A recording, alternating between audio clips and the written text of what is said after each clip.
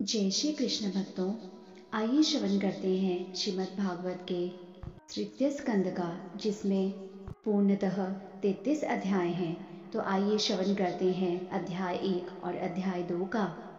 जब शौनक ऋषि ने विदुर तथा मैत्रेय के बीच अध्यात्म पर चर्चा हुई के विषय में पूछा, तब श्री सूत गोस्वामी ने बताया कि अपना समृद्ध घर त्याग कर जंगल में प्रवेश करके महान भक्त राजा विदुर ने अनुग्रहकारी मैत्रेय ऋषि से यह प्रश्न पूछा, पांडवों के रिहायशी मकान के विषय में और क्या कहा जा सकता है। सबों के स्वामी श्री कृष्ण तुम लोगों के मंत्री बने। वे उस घर में इस तरह प्रवेश करते थे मानो वह उन्हीं का अपना घर हो, और वे दुर्योधन के घर की और कोई ध्यान ही नहीं देते थे। राजा ने शुकदेव गोस्वामी से पूछा, संत विदुर तथा अनुग्रहकारी मैत्रेय मुनि के बीच कहाँ और कब यह भेंट हुई तथा विचार विमर्श हुआ। हे प्रभु, कृपा करके यह कहकर मुझे कृत्य करें। संत विदुर भगवान के महान एवं शुद्ध भक्त थे, अतः कृपालु ऋषि मैत्रेय से पूछे गए उनके प्रश्न अत्यंत सार्थक, उच्च स्तरीय तथा विद्वान मंडली द्वारा अनुमोदित रहे होंगे। श्री सूत गोस्वामी ने कहा, महर्षि शुकदेव गोस्वामी अत्यंत अनुभवी थे और राजा से प्रसन्न थे, अतः राजा द्वारा प्रश्न किए जाने पर उन्होंने उससे कहा, कृपया इस विषय को ध्यानपूर्वक सुने। श्री शुकदेव गोस्वामी ने कहा, राजा धृतराष्ट्र अपने बेईमान पुत्रों का पालन पोषण करने की अपवित्र इच्छाओं के वश में होकर अंतर्दृष्टि खो चुका था, और उसने अपने पितृविहीन भतीजों पांडवों को जला डालने के लिए लाक्षागृह में आग लगा दी। राजा ने अपने पुत्र दुशासन द्वारा देवतुल्य राजा युधिष्ठिर की पत्नी द्रौपदी के बाल खींचने के निंदनीय कार्य के लिए मना नहीं किया, यद्यपि उसके अश्रुओं से उसके वक्षस्थल का कुमकुम तक धुल गया था। युधिष्ठिर, जो कि अजात शत्रु है, जुए में छल पूर्वक हरा दिए गए, किंतु सत्य का व्रत लेने के कारण वे जंगल चले गए। समय पूरा होने पर जब वे वापस आए और जब उन्होंने साम्राज्य का अपना उचित भाग वापस करने की याचना की, तो मोहग्रस्त धृतराष्ट्र ने देने से इनकार कर दिया। अर्जुन ने श्री कृष्ण को जगत गुरु के रूप में धृतराष्ट्र की सभा में भेजा था, और यद्यपि उनके शब्द कुछ एक व्यक्तियों यथा भीष्म द्वारा शुद्ध अमृत के रूप में सुने गए थे, किंतु जो लोग पूर्व जन्म के पुण्य कर्मों के लेश मात्र से भी वंचित थे, उन्हें वे वैसे नहीं लगे। राजा धृतराष्ट्र या दुर्योधन ने श्री कृष्ण के शब्दों को गंभीरता पूर्वक नहीं लिया। जब विदुर अपने ज्येष्ठ भ्राता धृतराष्ट्र द्वारा मंत्रणा के लिए बुलाए गए, तो वे राजमहल में प्रविष्ट हुए और उन्होंने ऐसे उपदेश दिए जो उपयुक्त थे। उनका उपदेश सर्वविदित है और राज्य के दक्ष मंत्रियों द्वारा अनुमोदित है। विदुर ने कहा, तुम्हें चाहिए कि युधिष्ठिर को उसका न्योचित भाग लौटा दो, क्योंकि उसका कोई शत्रु नहीं है और वह तुम्हारे अपराधों के कारण अकथनीय कष्ट सहन करता रहा है। वह अपने छोटे भाइयों सहित प्रतीक्षारत है, जिनमें से प्रतिशोध की भावना से पूर्ण भीम सर्प की तरह उच्छ्वास ले रहा है। तुम निश्चय ही उससे भयभीत हो।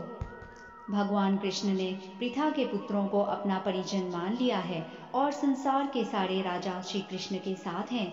वे अपने घर में अपने समस्त पारिवारिक जनों, यदुकुल के राजाओं तथा राजकुमारों के साथ, जिन्होंने असंख्य शासकों को जीत लिया है, उपस्थित हैं, और वे उन सबों के स्वामी हैं।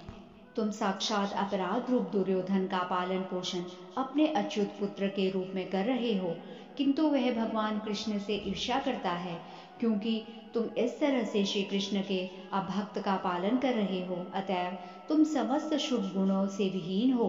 तुम यथाशीघ्र इस दुर्भाग्य से छुटकारा पा लो और सारे परिवार का कल्याण करो।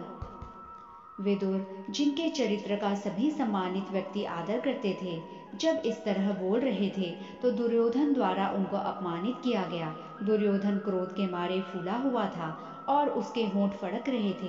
दुर्योधन कर्ण अपने छोटे भाइयों तथा अपने मामा शकुनी के साथ था।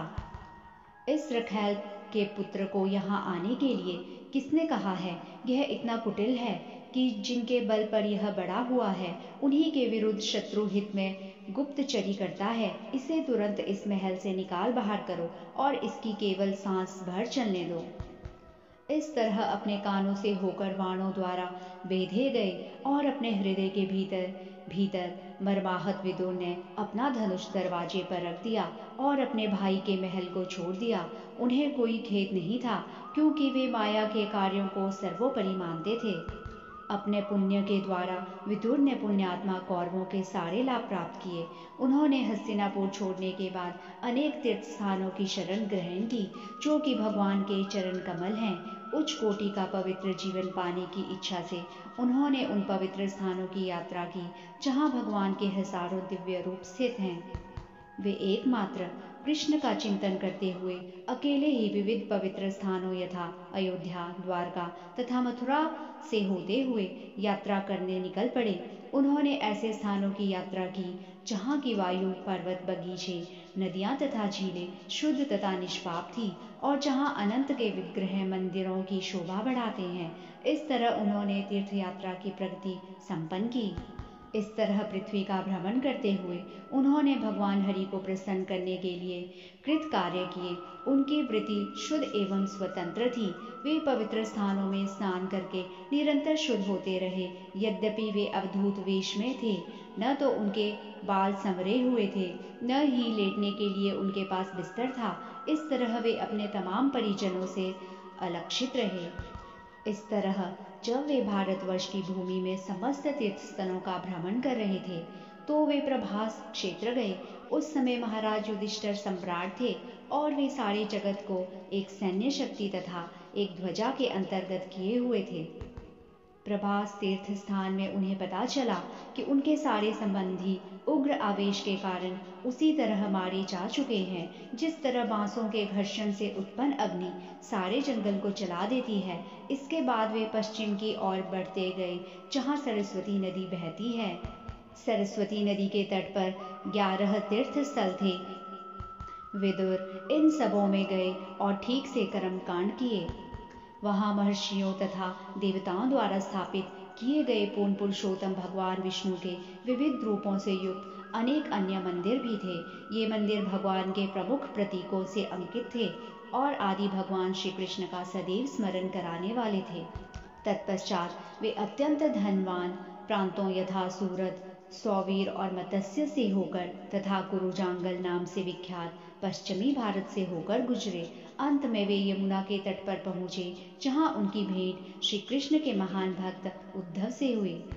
तत्पश्चात अत्यधिक प्रेम तथा अनुभूति के कारण विदुर ने भगवान श्री कृष्ण के नित्य संगी तथा बृहस्पति के पूर्व महान शिष्य उद्धव का आलिंगन किया। तत्पश्चात विदुर ने भगवान कृष्ण के परिवार का समाचार पूछा। कृपया मुझे बतलाइए कि भगवान की नाभि से निकले कमल से उत्पन्न ब्रह्मा के अनुरोध पर अवतरित होने वाले दोनों आदि भगवान, जिन्होंने हर व्यक्ति को ऊपर उठाकर संपन्नता में वृद्धि की है, शूरसेन के घर में ठीक से तो रह रहे हैं। बताइए कि गुरुओं के सबसे अच्छे मित्र हमारे बहनोई वासुदेव कुशलता पूर्वक तो हैं, वे अत्यंत दयालु हैं। वे अपनी बहनों के प्रति पिता के तुल्य हैं और अपनी पत्नियों के प्रति सदैव हंसमुख रहते हैं। श्री कृष्ण भगवान होते हुए भी तथा पीड़ितों के दुख को सदैव दूर करने की इच्छा रखते हुए भी वे गुरुओं का वध करने से अपने को बचाते रहे। यद्यपि वे देख रहे थे कि उन लोगों ने सभी प्रकार के पाप किए हैं और यह भी देख रहे थे कि अन्य राजा 3 प्रकार के मिथ्या गर्व के वश में होकर अपनी प्रबल सैन्य गतिविधियों से पृथ्वी को निरंतर क्षुब्ध कर रहे हैं। भगवान का प्राकट्य दुष्टों का संहार करने के लिए होता है। उनके कार्य दिव्य होते हैं और समस्त व्यक्तियों के समझने के लिए ही किए जाते हैं। अन्यथा समस्त भौतिक गुणों से परे रहने वाले भगवान का इस पृथ्वी में आने का क्या प्रयोजन हो सकता है। अतएव हे मित्र, उन भगवान की महिमा का कीर्तन करो जो तीर्थ स्थानों में महिमा मंडित किए जाने के निमित्त हैं। श्री शुकदेव गोस्वामी ने कहा, जब विदुर ने महान भक्त उद्धव से श्री कृष्ण का संदेश बतलाने के लिए कहा, तो भगवान की स्मृति के विषय में अत्यधिक विहलता के कारण उद्धव तुरंत उत्तर नहीं दे पाए। वे अपने बचपन में ही जब 5 वर्ष के थे तो भगवान श्री कृष्ण की सेवा में इतने लीन हो जाते थे कि जब उनकी माता प्रातःकालीन कलेवा करने के लिए बुलाती तो वे कलेवा करना नहीं चाहते थे। इस तरह उद्धव अपने बचपन से ही लगातार श्री कृष्ण की सेवा करते रहे और उनकी वृद्धावस्था में सेवा की वह प्रवृत्ति कभी शिथिल नहीं हुई। जैसे ही उसने भगवान के संदेश के विषय में पूछा गया, उन्हें तुरंत उनके विषय में सब कुछ स्मरण हो आया। वे क्षण भर के लिए एकदम मौन हो गए और उनका शरीर हिला डुला तक नहीं। वे भक्ति भाव में भगवान के चरण कमलों के स्मरण रूपी अमृत में पूरी तरह निमग्न हो गए और उसी भाव में वे गहरे उतरते दिखने लगे। विदुर ने देखा कि उद्धव में संपूर्ण भावों के कारण समस्त दिव्य शारीरिक परिवर्तन उत्पन्न हो आए हैं और वे अपनी आंखों से विक्षोभ के आंसुओं को पोंछ डालने का प्रयास कर रहे हैं। इस तरह विदुर यह जान गए कि उद्धव ने भगवान के प्रति गहन प्रेम को पूर्ण रूपेण आत्मसात कर लिया है। महाभागवत उद्धव तुरंत ही भगवान के धाम से मानव स्तर पर उतर आए और अपनी आंखें पोंछते हुए उन्होंने अपनी पुरानी स्मृतियों को जगाया तथा वे विदुर से प्रसन्नचित होकर बोले, हे विदुर, संसार का सूर्य कृष्ण अस्त हो चुका है और अब हमारे घर को काल रूपी भारी अजगर ने निगल लिया है। मैं आपसे अपनी कुशलता के विषय में क्या कह सकता हूँ। समस्त लोगों समेत यह ब्रह्मांड अत्यंत अभागा है। यदुकुल के सदस्य तो उनसे भी बढ़कर अभागे हैं, क्योंकि वे श्रीहरि को भगवान के रूप में नहीं पहचान पाए, जिस तरह मछलियां चंद्रमा को नहीं पहचान पाती। यदुगुण अनुभवी भक्त विद्वान तथा मनोवैज्ञानिक अध्ययन में पटु थे। इससे भी बड़ी बात यह थी कि वे सभी लोग समस्त प्रकार की विश्रांति में भगवान के साथ रहते थे, फिर भी वे उन्हें केवल उस ब्रह्म के रूप में जान पाए जो सर्वत्र निवास करता है। भगवान की माया द्वारा मोहित व्यक्तियों के वचन किसी भी स्थिति में उन लोगों की बुद्धि को विचलित नहीं कर सकते जो पूर्णतः शरणागत हैं।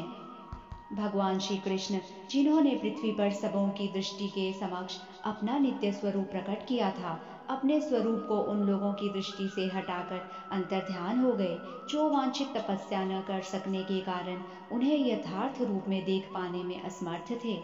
भगवान अपनी अतरंगा शक्ति योग माया के द्वारा मर्त्य लोक में प्रकट हुए। वे अपने नित्य रूप में आए जो उनकी लीलाओं के लिए उपयुक्त है।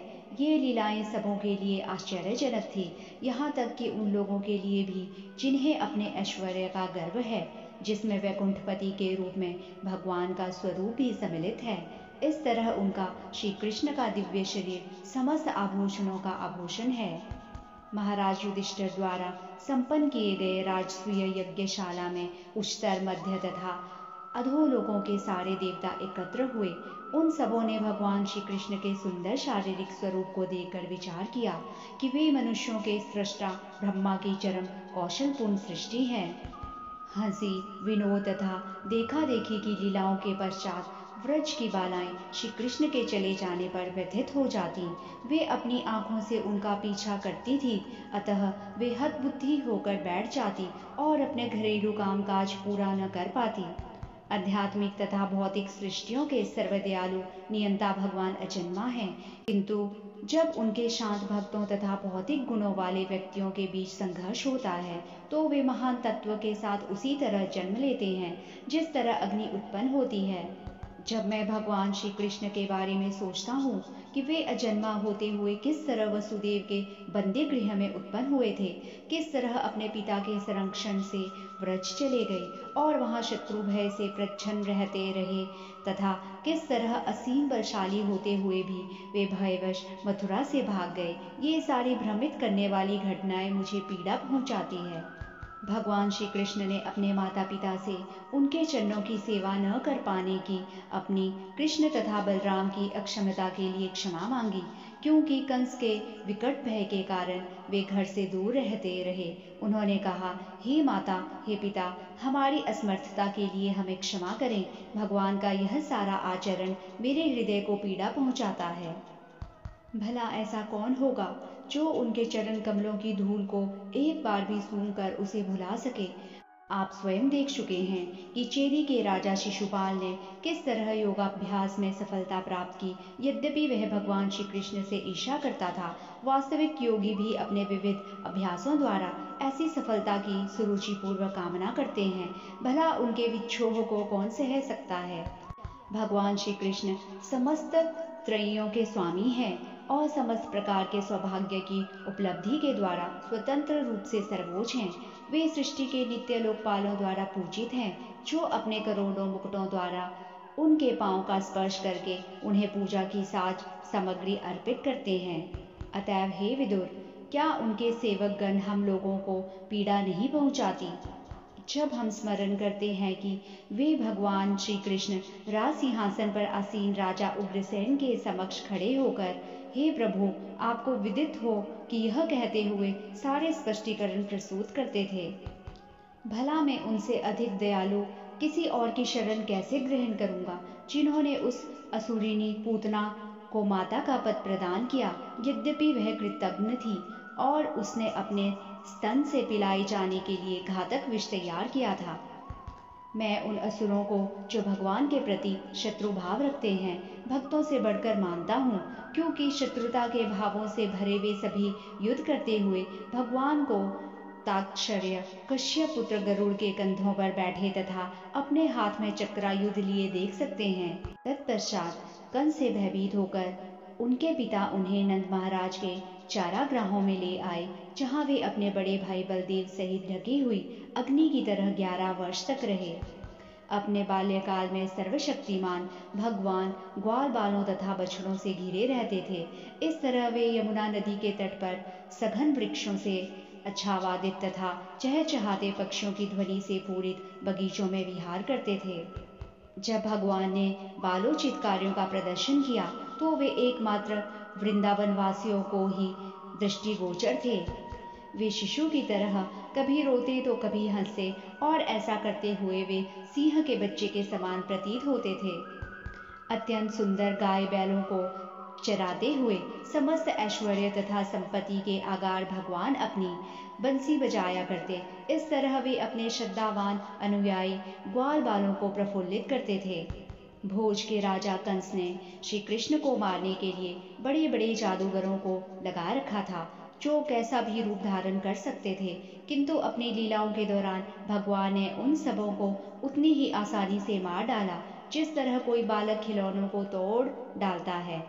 वृंदावन के निवासी घोर विपत्ति के कारण परेशान थे, क्योंकि यमुना के कुछ अंश का जल सर्पों के प्रमुख कालिय द्वारा विषाक्त किया जा चुका था। भगवान ने सर्पराज को जल के भीतर प्रताड़ित किया और उसे दूर खदेड़ दिया। फिर नदी से बाहर आकर उन्होंने गौवों को जल पिलाया तथा वह सिद्ध किया कि वह जल पुनः अपनी स्वाभाविक स्थिति में है। भगवान कृष्ण महाराज नंद की ऐश्वर्यशाली आर्थिक शक्ति का उपयोग गौवों की पूजा के लिए कराना चाहते थे, और वे स्वर्ग के राजा इंद्र को भी पाठ पढ़ाना चाह रहे थे। अतः उन्होंने अपने पिता को सलाह दी थी कि वे विद्वान ब्राह्मणों की सहायता से गौ अर्थात चरागाह तथा गौवों की पूजा कराएं। हे भद्र विदुर, अपमानित होने से राजा इंद्र ने वृंदावन पर मूसलाधार वर्षा की। इस तरह गौवों की भूमि व्रज के निवासी बहुत ही व्याकुल हो उठे, किंतु दयालु भगवान श्री कृष्ण ने अपने लीला छत्र गोवर्धन पर्वत से उन्हें संकट से उबार लिया। वर्ष की तृतीय ऋतु में भगवान ने स्त्रियों की सभा के मध्यवर्ती सौंदर्य के रूप में चांदनी से उछली हुई शरद की रात में अपने मनोहर गीतों से उन्हें आकृष्ट करके उनके साथ विहार किया। जय श्री कृष्ण भक्तों, यहाँ पर श्रीमद् भागवत के तृतीय स्कंद के अध्याय 1 और अध्याय 2 का समापन होता है।